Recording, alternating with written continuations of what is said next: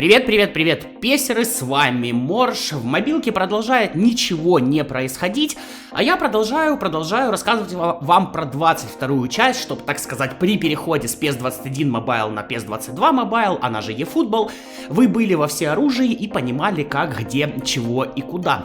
Да, сразу оговорюсь, потому что под каждым видео такие комментарии. Я не знаю, когда выйдет 22-я часть, я не знаю, я бы сказал, если бы знал. Если ты напишешь, ничего от этого не изменится. Огромное спасибо за внимание, давайте переходите к теме видео.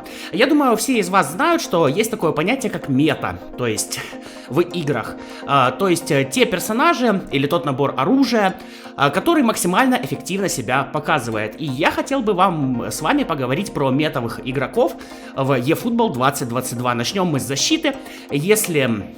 Если видео вам окажется полезным, если оно вам понравится, конечно, поддержите лайком и комментарием. Ну и я, если увижу хорошую активность, сделаю метовых игроков нападения. Ладно, приступим, собственно, к разбору наших покемонов и начнем мы с Нойера. Честное слово, это, наверное, самая большая моя проблема в eFootball 2022. Если я вижу в противниках Нойера, это просто жопень. Я понимаю, что матч будет просто цирк с конями и тащить он будет все, что можно. Ни один реально вратарь в игре мне не доставляет таких проблем, как Нойер у противника. Поэтому стоит его иметь в своем составе, стоит его сейчас взять, если вы в 21 части, вы знаете, у нас игроки переносятся. Вот, я уверен, он вас не разочарует. Я всегда говорил, что вратари это субъектив, но Нойер это зараза просто стена. Реально максимально бесячий вратарь. Вы видите, как я ему раскидал статы.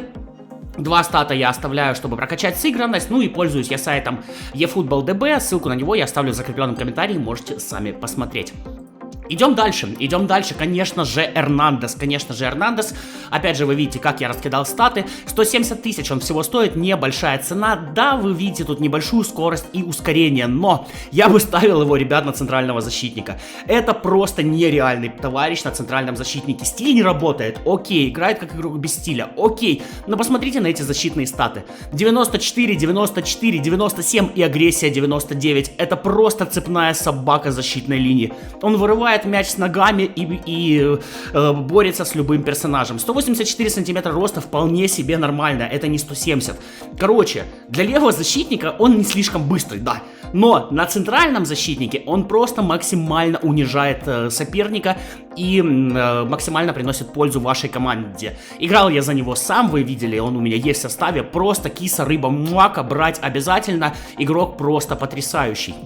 Дальше у нас Повар, лайт-версия Эрнандеса, так сказать. Опять же, смотрим на скорость ускорения для правого защитника, такое себе. Хотя и Эрнандес, и Повар, они обороняющиеся защитники, они поэтому особо вперед не идут. Этих показателей скорости хватает. Но опять смотрим на защитные статы. Статы отличные, и тоже Повар может сыграть центрального защитника, и тоже он там смотрится очень даже неплохо. 186 сантиметров роста, вообще максимально дешевый, 76 тысяч всего ГПшечки. Короче, я считаю, что в каждом составе Повар и Эрнандес должны быть и просто идеальные игроки, ну, тем более за такие деньги.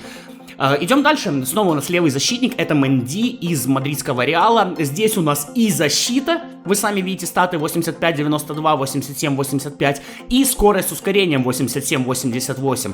Для левого защитника просто великолепный парень, тоже 76 тысяч всего стоит, 178 сантиметров роста, не особо богатырь, да, у него есть проблемы с физикой, отталкивать его все-таки будут, тем не менее, в перехвате, в отборе мяча и в побежать вперед он великолепен. Можно было бы прокачать ему, конечно, пас низом и пас навесом, но сюда пришлось бы много статов влить, реально. И то, чтобы сильно они крутыми стали, я бы это не сказал. Я до сих пор придерживаюсь мысли, что все-таки пас больше от вас зависит. Увидели ли вы правильный тайминг и открылся ли у вас нужный игрок. Дальше Канте, конечно же, в центре поля. Опорник он у нас изначально, но при этом он имеет стиль от штрафной до штрафной, поэтому закрывает у нас сразу 2 позиции. Центрального полузащитника и опорного полузащитника. И в принципе скорости ускорения по 80 ему более-менее будет хватать. В центре поля этого достаточно. Да, кстати, держим в голове. Кстати, я у него еще 6 статов не раскидал. А почему я это сделал? Что-то я ему еще хотел поднять, наверное. Ну, корпус ему смысла нет поднимать, у него физуха 65, ну, типа, ну, станет 67, ну и что от этого изменится? Наверное, давайте ему чуть-чуть ускорение поднимем, пусть будет вот так. Два стата оставляем на сыгранность. Вот, скорость и ускорение 80-83 вполне в центре поля будет хватать, при этом у него есть неплохой контроль мяча, дриблинг и выбор позиции, при этом есть и неплохой пас, что низом, что навесом, 86-80 вполне будет хватать, великолепнейший баланс, великолепнейшая выносливость и классные показатели в защиту. Реально рабочая лошадка, сразу две позиции закрывает, центрального полузащитника и опорного полузащитника. Да, стоит 450 тысяч, почти 500 000, тем не менее игрок максимально хорош, тоже, к сожалению, я его сам руками пощупать не смог, но тут реально работает как с Нойером. Если я вижу его в составе противника, я знаю, что проблемы будут. Корпусом хорошо, его оттолкнуть можно, но если ваш противник, вы используете Канте, а ваш противник не слишком хорошо владеет отбором при помощи корпуса, то Канте, конечно, будет просто разрывать центр поля. Must-have игрок, советую вам его брать, я уверен, вы будете не разочарованы. Следующий опорник у нас Алан.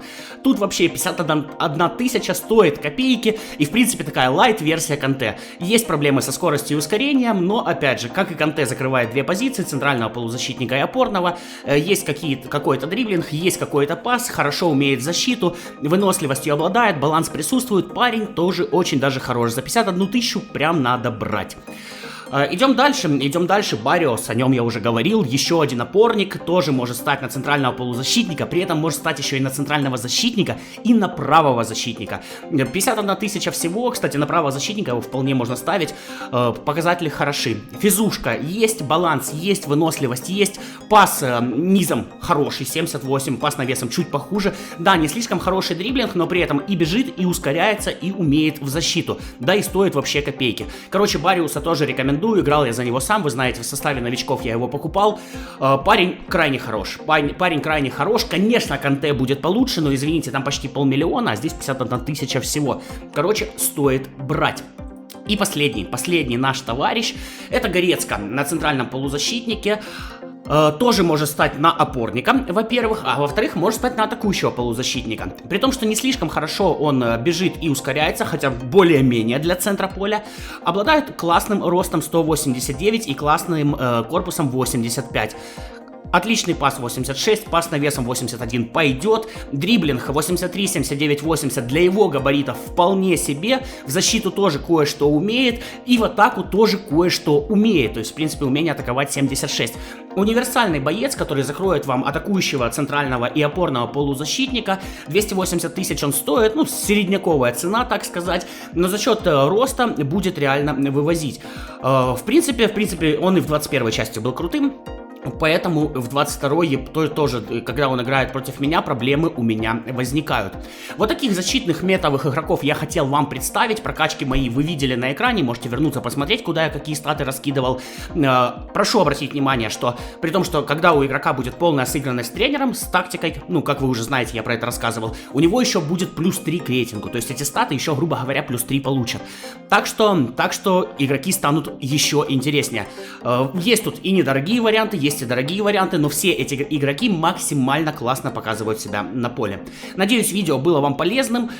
Если хотите выпуск такой же про нападение, то есть левых полузащитников, правых полузащитников, нападающих, то напиши в комментариях: Морж, хочу такой выпуск, поставь лайк, тебе же не трудно, и я с удовольствием такое видео сделаю. На этом прощаюсь, как всегда, Морж, как всегда, пока-пока.